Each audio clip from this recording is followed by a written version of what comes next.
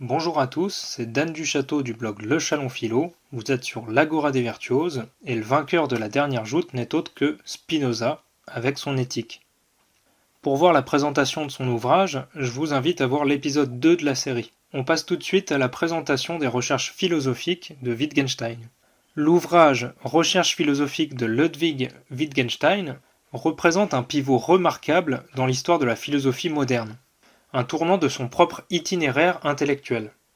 Passant de la structure logique et rigide du Tractatus Logico-Philosophicus à une forme de pensée plus fluide, plus exploratoire et surtout plus pragmatique. Dans cet ouvrage, Wittgenstein déploie une méthode de philosophie non pas fondée sur la théorie ou la spéculation métaphysique, mais ancrée dans l'observation ordinaire et minutieuse de notre usage du langage.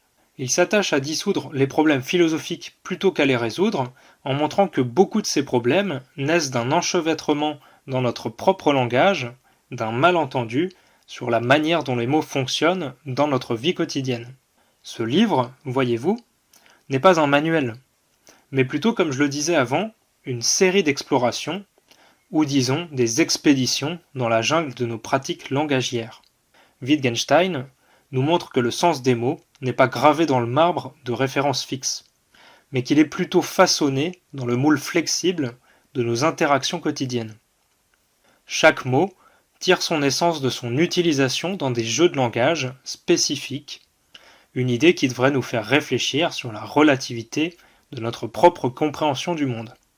Bref, plutôt que d'ériger des théories grandioses, Wittgenstein choisit de déconstruire, de montrer comment nos problèmes philosophiques sont souvent le résultat d'un malentendu, d'une espèce d'illusion d'optique produite par le prisme déformant de notre langage. Wittgenstein ne livre donc pas de doctrine, il délivre nos esprits de l'engrenage des doctrines. C'est un acte de libération. Reprise de la lecture de Spinoza. Proposition 1. Une substance est par nature antérieure à ses affections. Démonstration. C'est évident à partir des définitions 3 et 5. Proposition 2. Deux substances ayant des attributs différents n'ont rien de commun entre elles. Démonstration.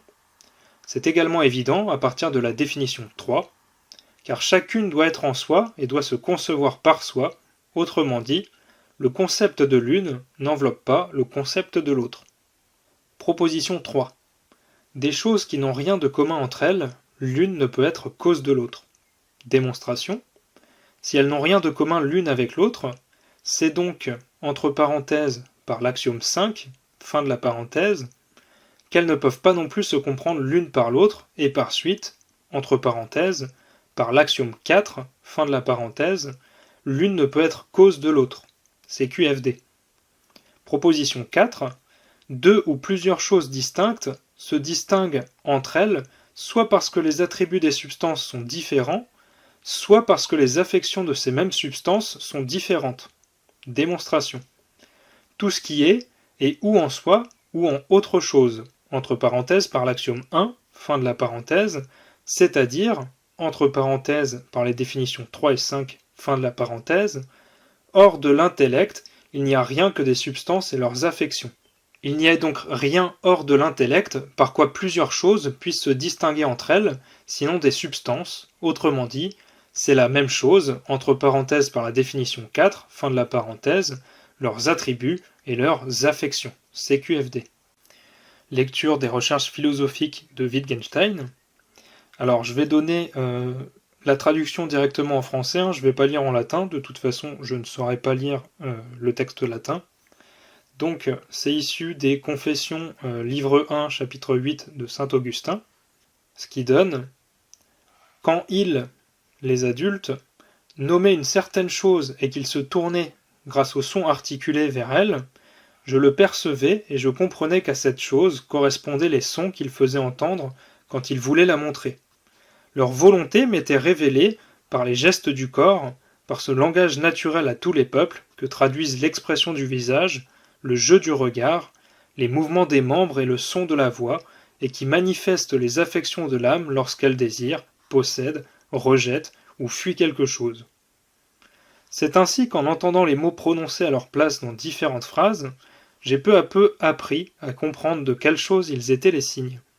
Puis une fois ma bouche habituée à former ces signes, je me suis servi d'eux pour exprimer mes propres volontés. Fin de citation de saint Augustin. Ce qui est dit là nous donne, me semble-t-il, une certaine image de l'essence du langage humain qui est la suivante. Les mots du langage dénomment des objets, les phrases sont des combinaisons de telles dénominations, c'est dans cette image du langage que se trouve la source de l'idée, que chaque mot a une signification. Voilà pour cette 4e édition, je vous laisse voter dans les commentaires pour l'auteur et l'ouvrage que vous préférez et dont vous voulez que je continue la lecture la fois prochaine. N'hésitez pas à dire pourquoi vous préférez tel auteur plutôt qu'un autre. Ciao les esprits libres. J'explore la philosophie pratique comme moyen d'atteindre un bien-être authentique et profond à travers l'acquisition de l'autonomie de la pensée. Et j'ai besoin de vous pour continuer cette aventure. Alors voici comment vous pouvez m'aider. Vous pouvez me faire un don via Patreon et Tipeee, et chaque contribution compte. À savoir que si vous me faites un don via Patreon, vous obtiendrez du contenu exclusif, notamment mon petit guide de rhétorique, gratuitement. Vous aurez aussi accès gratuitement à plusieurs contenus de ma boutique Patreon.